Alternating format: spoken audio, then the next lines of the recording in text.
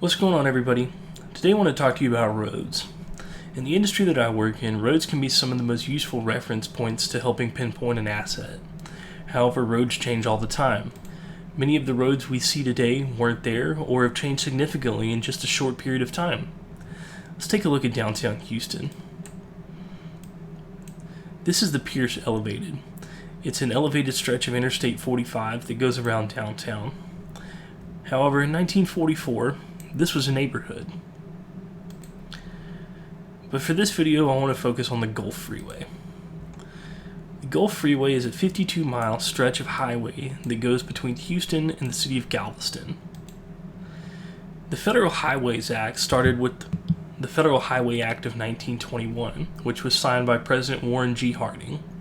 Its aim was to promote commerce, ease travel, and set a uniform standard for highways. The Second Federal Highway Act, signed in 1956, was called the National Interstate and Defense Highways Act. It was signed by President Dwight D. Eisenhower at the beginning of the Cold War, and its aim was to ease in the transportation of military equipment across the country in the event of a strike. This was the legislation that allocated funds for the building of the Gulf Freeway. Construction began shortly after the bill's signing, and the first segment opened in 1959. But we can look around the Sagemont area today at the intersection of Beltway 8 and go back to 1953, and there was nothing there. During this period of time, anybody traveling from Houston to Galveston would travel on Highway 3, which is over here. However, we can go to 1978 and you can now see Freeway. It's really kind of interesting to note the speed limit on the highway during this period of time was relatively slow compared to today.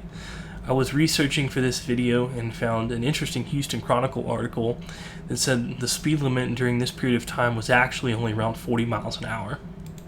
And this road has seen some history. I found another cool picture of JFK's motorcade riding into Houston. And when the road first segment was finished in 1959, there was a dedication that took place around 517 in the Dickinson area, right back here. And we can look back at 1969 to see roughly how that area would have looked, but I also found a neat picture of that as well. But the growth around this roadway is even more impressive. This is 1969, 1990,